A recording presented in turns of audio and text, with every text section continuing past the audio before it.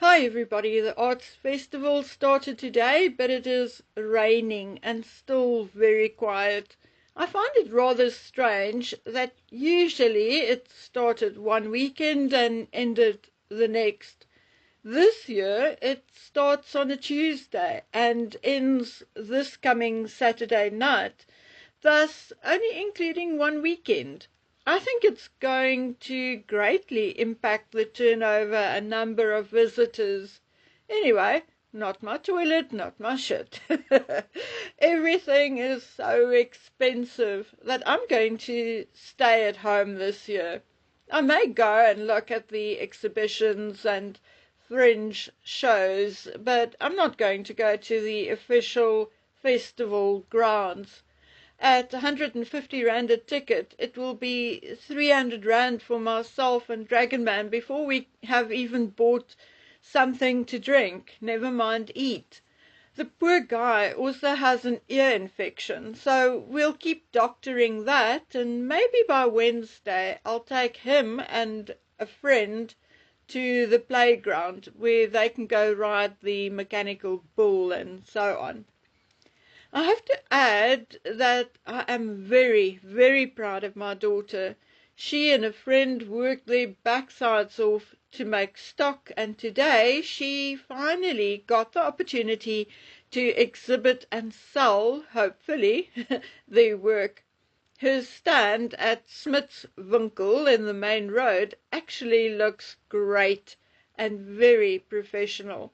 I'm so praying that she will do well because she needs that boost to her confidence. The other stalls are equally cool though. I love the crochet work at one of the stalls. There is a jacket in particular which I love. I actually asked the gentleman to hold it up so you can see it. It is so cool and so my style. But Granny can't, however, have everything she sees. She's not a 2-year-old, you know. I also like the bunnies at the one stall, and Dragonman loves the crystals at another. There are also cute coats for Yellow Dog and Red Dog, or then Akira and Haley. There's honey straight from the farm and literally all kinds of stuff. I think my daughter's wine bottle carriers or holders are going to be a big hit.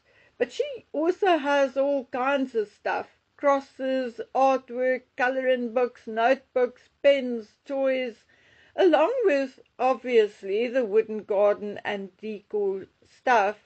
And her things are priced from 10 Rand to about 900. So there's literally something for everyone. And everything on there is indeed handmade. So, oh, nice, really great. Okay, so I hope you enjoyed this, and hopefully it will be clear skies tomorrow, and then I can either go record in town or take some more photographs. But for now, on to the royals and the not so royals. Now, I listened to Dr. Sophie Chanduka's interview. Actually, I downloaded and listened to it in parts because I want to go through it again and maybe again.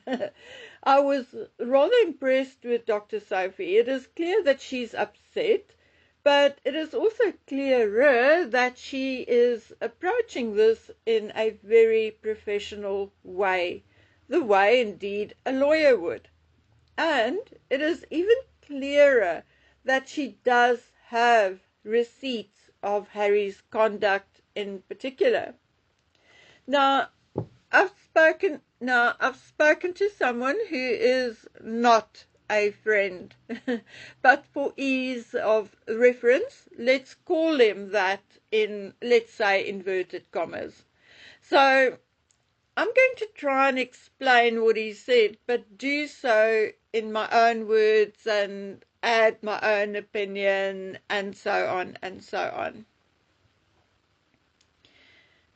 I think It was on Instagram that I made a sarcastic comment, a bit of dark humor. So don't come for me, okay? I wrote, let's all pray for Dr. Sophie.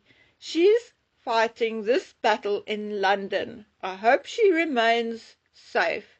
She should avoid tunnels and ponds. Well, suffice it to say, people in general did not think it was funny, and, maybe it wasn't. Although I think it was excellent advice. Okay, I'll stop it.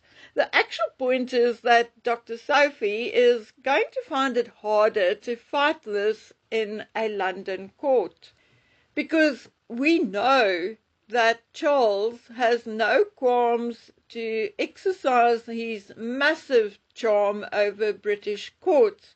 And this, my dear friends, is neither sarcasm nor a joke. Secondly, we also know that some of these woke judges have a tendency to pardon and forgive the king's son.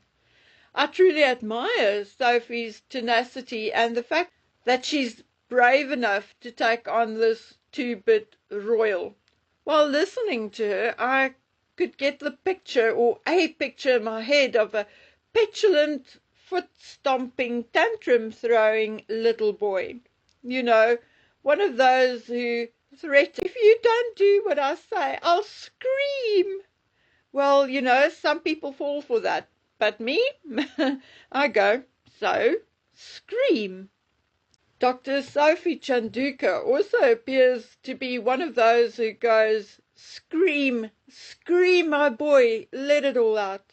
She is not intimidated by bad behavior, no way. The thing is that Harry has a gall to ask Dr. Sophie to stand up for Meghan, to give a good review, so to speak, when Dr. Sophie had to pretend Meghan did not push her or elbowed her or anything like that. On that stage, Dr. Sophie had to stand and look the other way and pretend everything was okay, at least until the cameras stopped clicking. It is almost too hard to believe that Harry really had the guts to phone her up and ask her to defend and support Meghan. And when she wouldn't, he lashed out with, "Explain yourself." Really? I conjured up this image of a fat Harry, bald with 6 chins, sitting on a throne, and slaves dragging Dr. Sophie in and throwing her at Harry's feet. Bald, fat Harry pointing his scepter at her and going, "Explain yourself, slave." Honestly, this kind of behavior is bad. But of course he saw it and learned it from a parent. One who jumps around for 15 minutes, kicking furniture and throwing things at staff. And Harry was never disciplined, not by his mother, because shame, the boy's not too bright, and not by his father, because shame, the poor thing lost his mother. It is also very clear that there was indeed gross mismanagement, worse than maybe we could imagine or think. There's also talk of almost 50 million, which had either not reached Sentebale or somehow went AWOL, missing in action. Now, guys, I'm really sorry. I have not, and I couldn't find any proof of a missing 50 million. None. So I'm not going to talk about it. I like my life, and I'm not going to say something for the sake of clicks and views just to risk being sued. What I can tell you is this. The short version of the story, in a nutshell, is the following.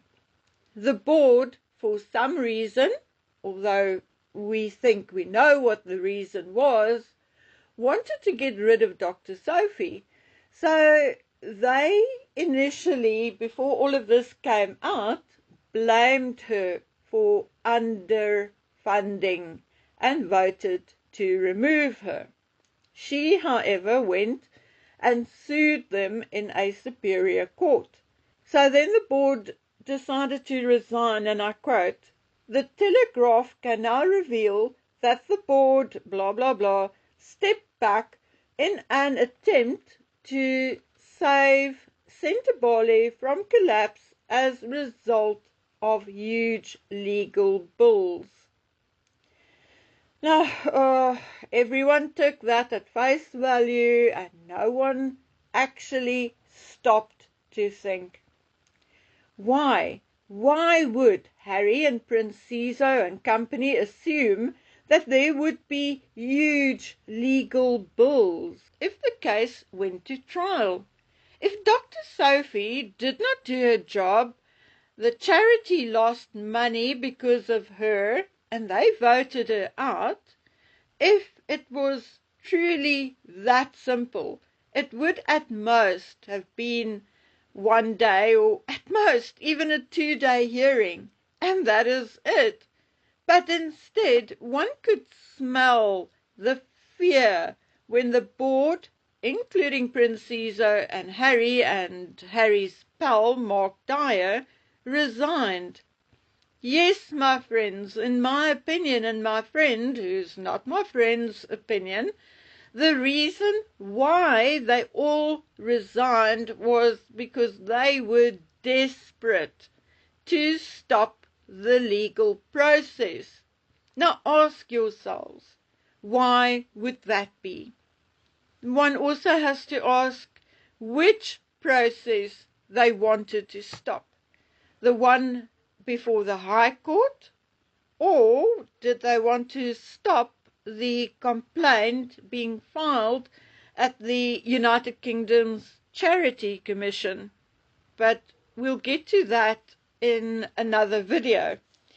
So, although not lodged yet, Sentebale's latest accounts reveal that they have less than £1 million in reserve. And it was said that there had been a downturn in fundraising events. Harry donated £1 million from the income of his book. That's about $1.5 million. But Sophie suggested that they should change strategy and be less reliant on events such as the Sentebale polo matches. She suggested that they look at raising funds on the west coast of America through various other endeavors. However, what no one wanted to touch was in fact the breakdown of a partnership deal. That's what they call it. Now, they do not say which deal, but I'm going to assume that it may be the US aid which was cancelled. Well, now, as if that wasn't bad enough, there was a breakdown of relationship with a key funder connected to the Sentebale annual polo events, a report claimed. The board said that regardless of this, Dr. Chanduka was spending valuable money on consultants. Anyway, so we know that the funder this report refers to is likely Harry. So what the board tried to do was to blame Dr. Chanduka for the failure of the fundraising at the polo events. Unfortunately for Harry and company, that did not stick, because the bold truth is that where people previously paid hundreds of thousands for the chance to meet royalty, the longer Harry remains in the process of becoming California California Ken or okay, let's say at California Harry, the more interviews he has, the more he appears on our daily feed, and the longer he remains out of touch with the royal family, the more his value declines. And that, my dear friends, is the truth. People were prepared to pay hundreds of thousands of dollars or pounds to shake hands with Prince Harry and then stand the chance to run into another royal. But no, now he is just Harry from California. Just Harry. I mean, that's what he calls himself. Just Harry from California, of whom there are dozens. Literally a California Ken or Harry around every corner. So, my dear friends, seeing that Harry did nothing more than show up, there's no way Dr. Sophie Chanduka could do anything about the declining interest, and exactly why she suggested alternative ways to raise money. The other issue was that regardless of a resolution to slowly transfer management, to locate management and leadership in the southern part of Africa, because Sentebale was actually paying salaries and costs to people who live nowhere near Africa. Now, strangely, the board resigns while the matter is being heard in England, where most of the board actually live, while Dr. Sophie, who's the only member who lives in Africa and who also bore the cost of bringing this action by herself. Does that make sense? To actually then use cost and to play ignorant? No. Now, I'm 100% serious. In my humble, not so humble opinion, the board actually threw their hands in the air and surrendered and ran. Why? To avoid an audit. Well, they are likely, hopefully, going to get one anyway. Now, there was another comment my friend, not my friend, came up with. Harry and Mark Dyer and company should have or would have had directors and officers liability insurance, right? This would or would have covered their cost for whatever they can be sued for. But there are a few exceptions. Most of these policies, okay, exclude coverage for anything deriving from fraudulent or criminal acts. And that, my dears, is exactly where I'm going to stop this video and leave you with something to ponder. My friends, this can potentially become very ugly, and I really hope and pray that no one will bail Harry out of this one, because if he and his wife are not stopped or taught a lesson, they will just get worse and worse and worse. Each time they get away with something, the next time it will be worse. Okay, my dears, as you can hear, I did not cover every little intricate detail of this matter, and things are still coming through. So I will get back and talk to you about the things I did not manage to talk about this time. So until we meet on the next one, please keep. So until we meet again on the next one, please take care of yourselves and stay safe. Bye.